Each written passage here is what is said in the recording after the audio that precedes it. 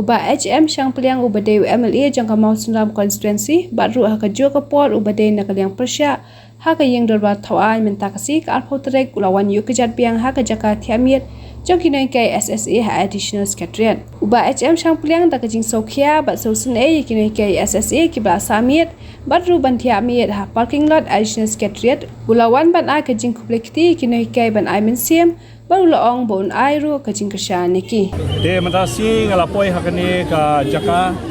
hakmat ka sekretariat ke bangawan ban ai musim lem yakini ginohi kai SSA baro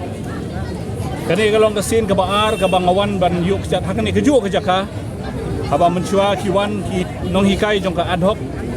de ki nohi kai ad hoc ru kila shong hakani keju jaka bat kilabu ki jing dawa la da kitayo menta biang yo i ki nohi kai SSA kiwan ki shong hakani keju jaka ban raise yang ka problem jong ki shaka sarkar ka problem jong ki nohi kai kamdei ka patmai kamtam jong ki SSA teachers ki SSA teachers menta kilabo ki jingdawa la slemba badai ban siu ya ka tulap jong ki regularly nangta menta kumbangi yo ngriu benai kimpat yo ya ka tulap jong ki Mano Balah ban Pyniaid ya ka Īing ka sem Khlem don kanono ka Jingsiew lan Khlem don ya ka tulap ngamla ban snautu nakaliang ka sarkar ke ka daw baka snap man bat balay ka kam ay kata ka tulop ikini lang rugnay ka jingkeli mata kasi kalong chano ka ja ka pisa ka badai hok ikini ki SSA teachers ka sarkar ka de ban pensyai hakmat kini ginohi kai baro bat hadu menta ka sarkar kampat khot ikini ki leaders ban yakren ban penbej ngam kwa ban yu i ginohi kai baro kin chupoi hasurok bat ban khang kherdap yaki school. We cannot close down the schools and allow the teachers to come in the streets like this every time.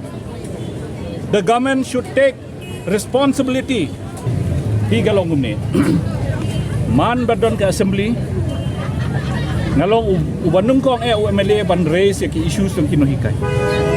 Iaka kam jong ke SSA ngalabam lendet.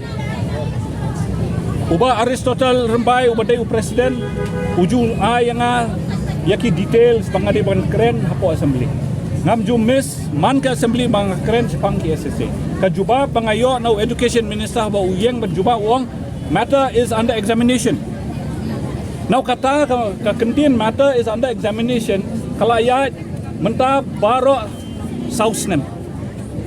nadu hajar khatpra nadu hajar khatpra ngaresi kita issue matter under examination hadu kane ka khlimat ka assembly ka bakhado kan long hau benai September Oktober te hang taru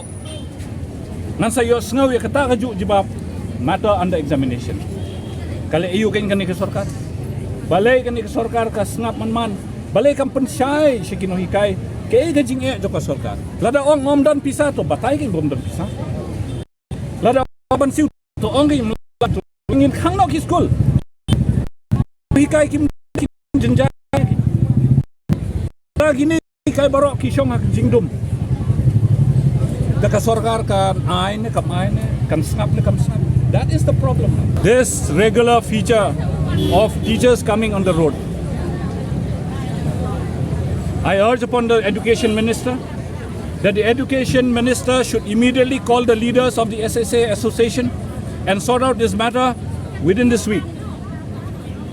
We will not tolerate to see teachers every time coming on the road like this. If for a lot of weeks we saw ad hoc teachers on the street, that means ad hoc schools were closed. Now again we see SSA teachers on the road, that means SSA schools are also closed. So how long are we going to tolerate?